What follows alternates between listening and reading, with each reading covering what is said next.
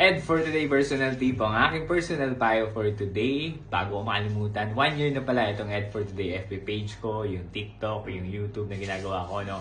At dahil 1 year na tayo ngayong araw, gusto ko sanang gawa na ng logo itong Ed for Today, no? Ngayon, makikiusap ako, baka meron kayong kilala na gumagawa ng logo, no? Siguro yung standard format na lang, na pwede sa Facebook, pwede sa TikTok, pwede sa YouTube, no, yung mga ganyang klase ng logo. Alam ko may format yan. And then again, alam ko mahal ang pagpapagawa ng logo, no. Pero dahil wala naman tayo ganung kalaking budget, mag-offer na lang din ako. Kung pwedeng gawan nyo ako ng logo, kung meron kayong kakilala, no, na Ed for Today, pipila ako ng 3 at yung sino man ang pipili ko sa 3, magbibigay ako ng 2,000 pesos via GCash.